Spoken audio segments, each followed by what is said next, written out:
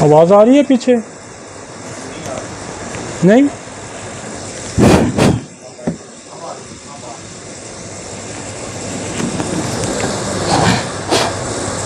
अब आ रही है?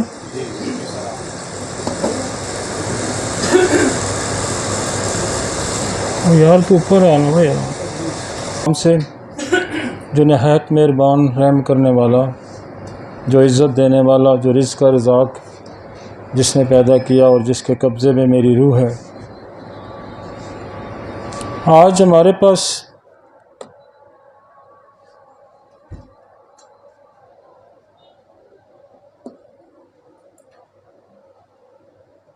जो हमारे पास टॉपिक है वो है मस्कुलो स्केलेटन इमरजेंसी। आपके मसल और जो जिस्म का ढांचा है उसकी क्या क्या इमरजेंसी हो सकती है और उसको कैसे डील किया जा सकता है।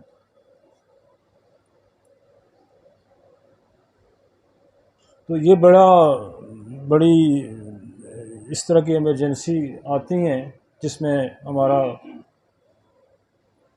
होम्योपैथी कितना बेहतर डील करती है उसको हम डिस्कस करेंगे। और उससे पहले जो आज का फ्रोज़म है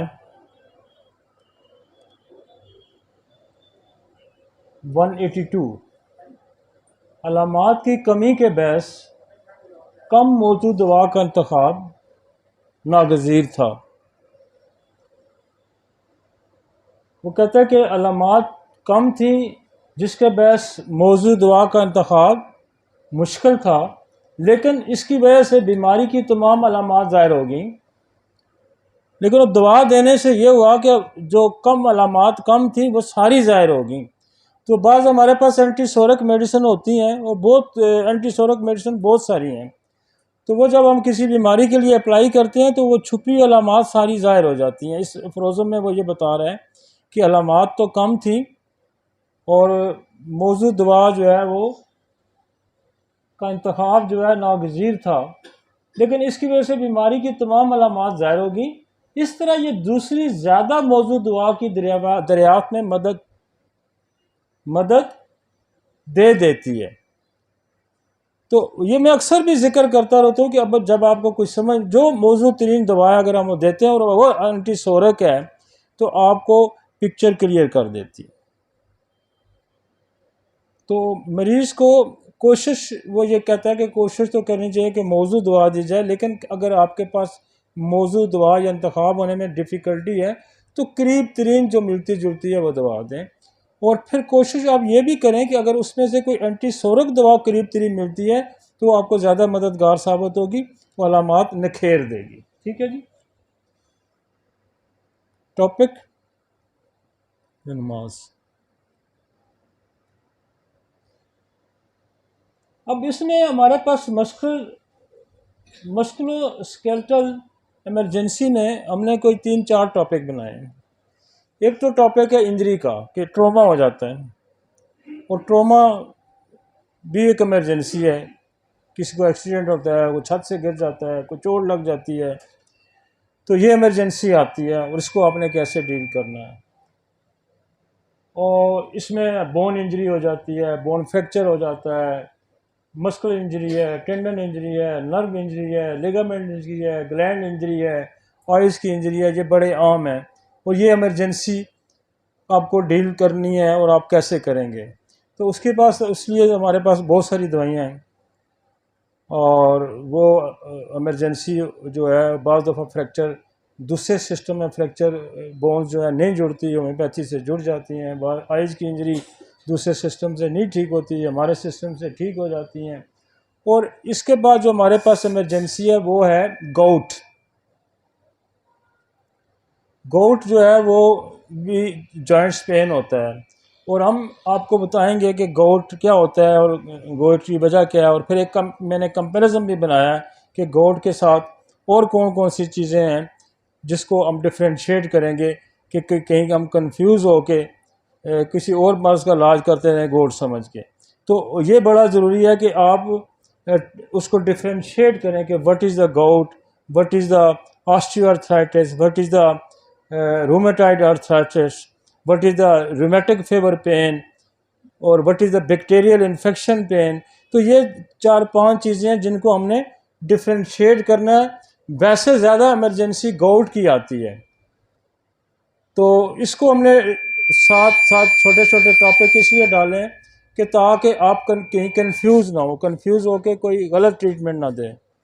तो एक तो हमने वो कंपैरेटिव स्टडी डाली है, और उसके बाद एक बैक्टीरियल इन्फेक्शन हमने डाले हैं जो जॉइंट्स पेन पैदा करते हैं, और उसके बाद हमने स्पाइन के अंदर जो इमरजेंसी आ सकती है, मसलन ऊपर सर्वाइकल स्पाइंडाइलोसिस आता है और गर्दन के जो मोरों की वजह से पेन आ जाता है, और वो भी बड़ा सीवियर पेन होता है। फिर नीचे आपका लंबर में आ जाएं, सैक्रल में आ जाएं, तो वहाँ आपका शेटिक नर्व का पेन बड़ा पेनफुल होता है, या वो जो पेन है उसको हम कवर करेंगे। ठीक है जी। तो फर्स्ट हमारे पास आ गई इंजरी।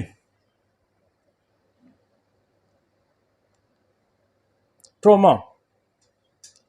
ट्रोमा जब होता है तो कोई एक्सीडेंट होता है या इंजरी होती है, कोई हादसा होता है, तो फिर फौरी तौर पर मरीज़ जो है वो डॉक्टर की तरफ रश करता है। तो हमारे जो बहुत सारे डॉक्टर हैं वो इसको डील नहीं करते, वो कहते हैं जी आप बड़े अस्पताल में चले जाएं।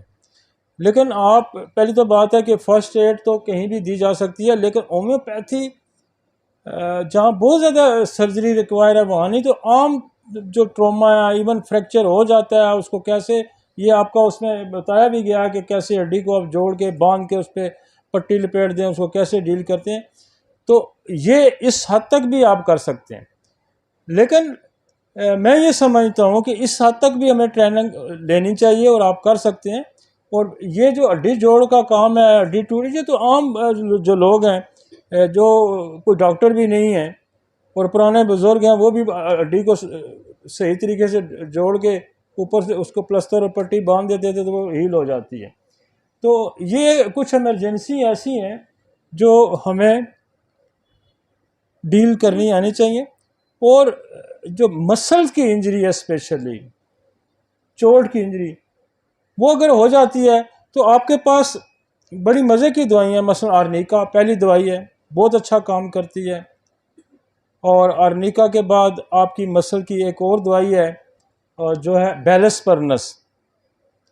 ये आर्निका की कम्प्लीमेंट्री भी है और आर्निका के बाद बहुत अच्छा काम करती है, और ये दर्द बहुत जल्दी रिलीफ देता है आपको आर्निका। अब अगर आर्निका आप CM की डोज दे दें, 1M की रिपीटेड डोज दें, 200 की रिपीटेड डोज दें, तो बंदा बड़ी जल्दी सेटल हो जाता है। अब मसल इंजरी में आपको फौरी तरफ जो आपको ध्यान जाना चाहिए, और वो ध्यान जाना चाहिए आर्निका की तरफ, वो ध्यान जाना चाहिए आपको बेलेस्पर्नस की तरफ, और वो ध्यान जाना चाहिए आपको रोस्टॉक्स की तरफ। तो ये 3 दवाइयाँ जो बड़ी प्रायोरिटी पे होनी चाहिए आपके। और ये तीनों दवाइयाँ जो है ना वो कम्प्लीमेंट्री भी हैं। लेकिन बाज़ दफ़ा कंपाउंड इंजरी आ जाती है जिसमें मसल भी इन्वॉल्व हो जाता है, जिसमें लिगामेंट, टेंडन भी इन्वॉल्व हो जाते हैं और बोन भी इन्वॉल्व हो जाती है। तो फिर हमें कम्प्लीमेंट्री दवाइयों का ज़रा ज़्यादा का भी सहारा हम ले सकते हैं। और उसमें यह है कि आर्निका तो पहली दवाई है, हर सूरत आप दें।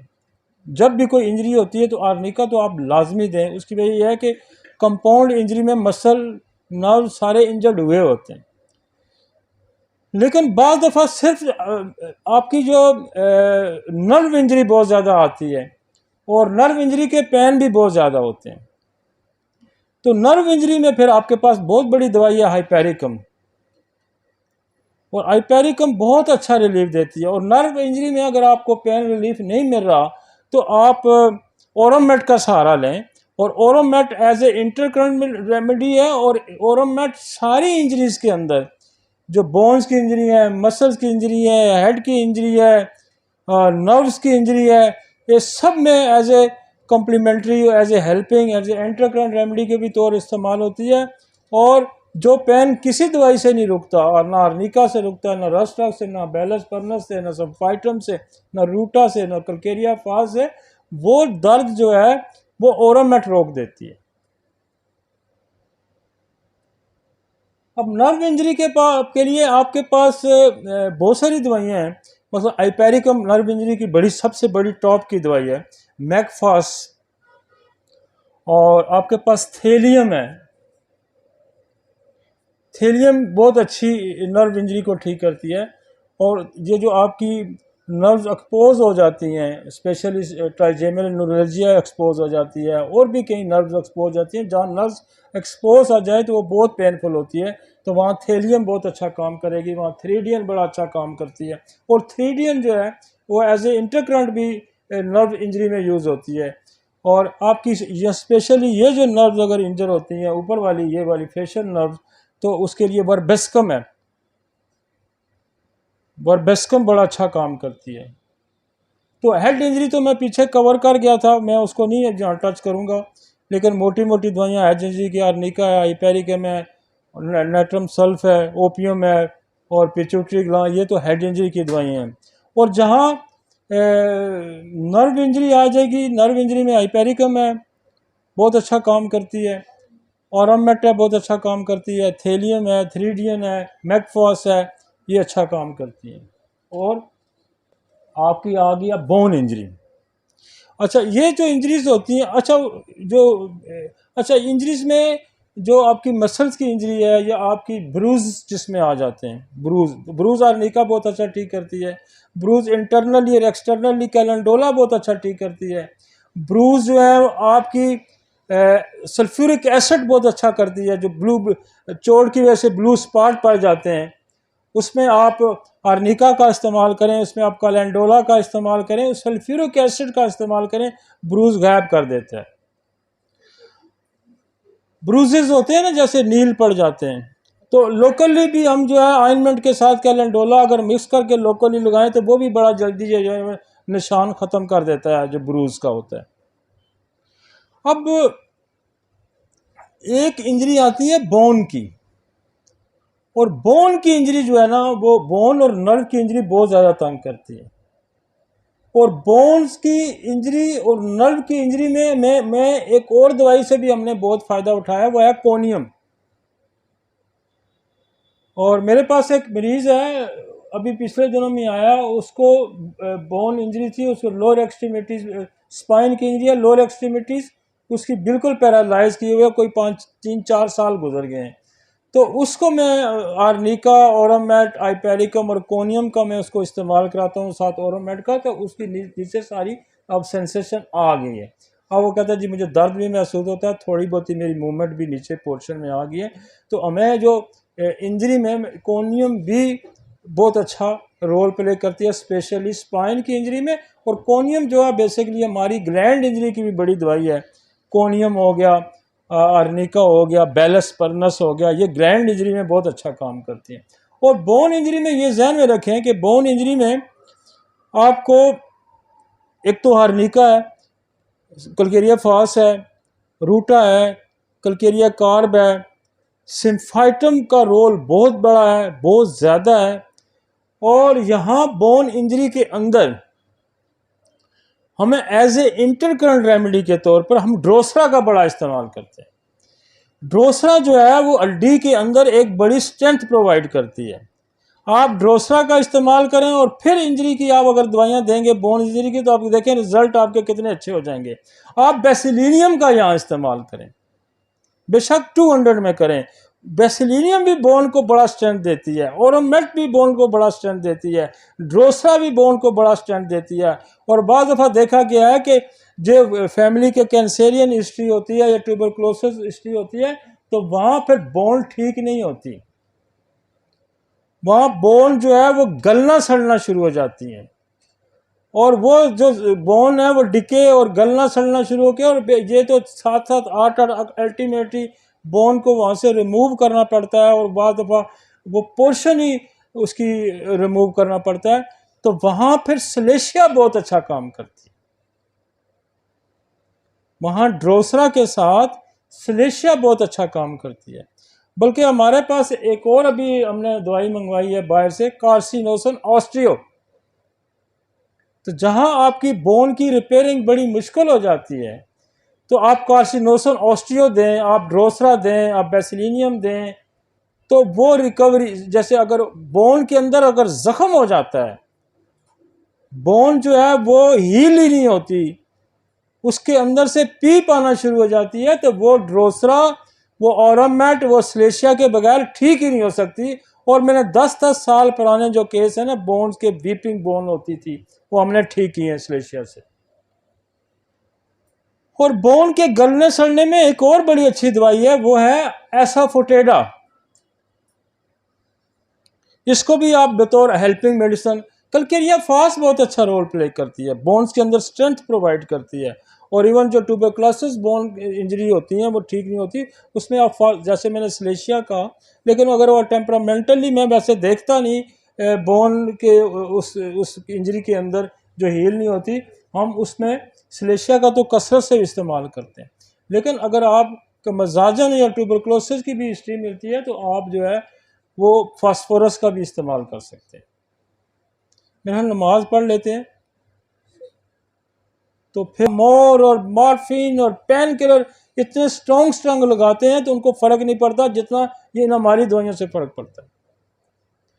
तो आप कंपाउंड इंजरी के अंदर जो है वो आप जो पेन अगर बहुत सीवियरिटी है, नर्व्स की पेन, तो हाइपेरिकम मत भूलें, सिम्फाइटम को। अच्छा, सिम्फाइटम तो ऐसी है कि मैंने जो मेटास्टेसिस के, बोन मेटास्टेसिस, जो कैंसर जो बोन में चला जाता है, उसमें भी सिम्फाइटम के बड़ा बड़ा मज़े का रोल प्ले करती है। और वो जो मार्फिया और जो ट्रामोल के इंजेक्शन लोग लगवाते हैं उनके कंट्रोल नहीं होती है, तो उसको हम सिम्फाइटम विद अल्टरनेट कर लेते हैं, हम उसके साथ क्या नाम है, ऑरोमेट के साथ, रूटा के साथ, तो वो बहुत अच्छा मेटास्टेसिक पेन जो है बोन का वो ठीक कर देती है। इसलिए आपके पास जो फर्स्ट इमरजेंसी स्केलेटन की आएगी वो इंजरी की आएगी, ट्रॉमा आएगा।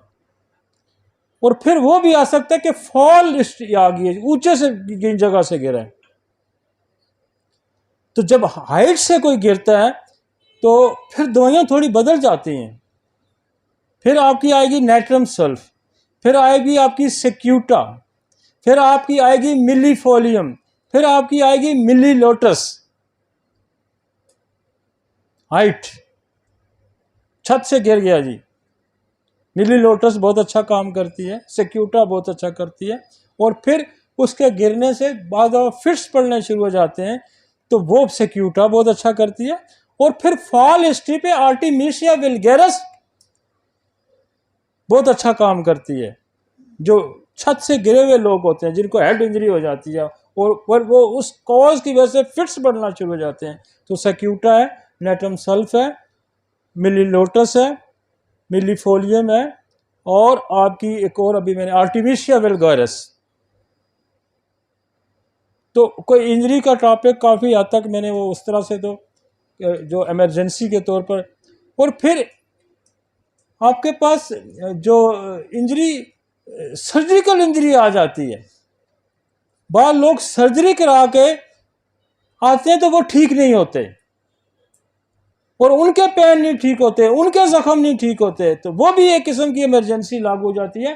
तो जब भी कोई शार्प एज से इंजरी आएगी, मतलब चाकू से आएगी, छुरी से आएगी, ब्लेड से आएगी, तो उसको स्टेफिस बहुत अच्छा। और फिर सर्जरी की वजह सदमे में मरीज चला जाए तो फिर कार बड़ा अच्छा काम करती।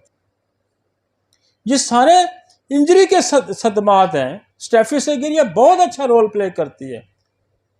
और फिर ये जो इमरजेंसी है कि वो शॉक में चला जाता है, सर्जरी है या छुरी किसको लग गई, किसी को इस तरह की। फिर नोकदार इंजरी अगर आ जाती है कि किसी को, आपको ने नेक ठोक दी, तो फिर आप लीडम की तरफ जाएंगे, तो लीडम बहुत अच्छा काम करती है। फिर जो इस तरह की नोकदार चीज़ों की इंजरी आती है, हाइपेरिकम बहुत अच्छा लीडम बहुत अच्छा रोल प्ले करती है। और फिर इस तरह की इंजरी से बाद दफ़ा मेख पे जंग लगा होता है और इंजरी आ जाती है, उस पर भी लीडम बहुत अच्छा काम करती है। उसमें एक और दवाई है जो नसोड है, टेटनस। ये नसोड भी बन के आ गया, हमारे पास है इसको, तो उसकी वजह से वो फिर उसको जो है ना बॉडी के अंदर टेटनस आ जाती है। और टेटनस की इंजरी कहाँ भी होती है, जो रोड पे लोग गिरते हैं और गोबर जहाँ हो तो वहाँ से टेटनस का ये जरासीम है वो कैच कर लेते हैं। तो आपके जहन में टेटनस भी आना चाहिए, आपके पास लीडम भी आनी चाहिए। और टेटनस की लीडम और आर्निका भी बहुत अच्छी दवाइयाँ हैं। और आपको एक नसोड़ भी मिल गया टेटनस का बना हुआ, जिसका नाम ही टेटनस है। तो आप टेटनस की देखें, होम्योपैथी इतनी ब्रॉड बेस डील करती है, कहाँ कहाँ डील करती है। छत से गिर गया तो दवाइयाँ हमारे पास, गोबर पे गिरा है तो उसकी वजह से टेटनस आ गया और वो इंजरी भी है और टेटनस भी है। आपके पास आर्निका है, आपके पास लीडम है, आपके पास टेटनस है। तो इस तरह से, और कॉम्प्लिकेशन ऑफ जो इंजरीज हैं उसको भी होम्योपैथी बड़ा डील करती है। जैसे मैंने कहा कि जो ट्यूबरक्लोसिस, कैंसर हिस्ट्री, तो कार्सिनोसम लगाएं, ड्रोसा लगाएं, बेसिलियम लगाएं, तो आपको वहाँ से रिकवरी मिलेगी। ठीक है जी, कोई इसमें कोई तशनगी है तो मुझे सवाल आप कर सकते हैं इंजरी पे।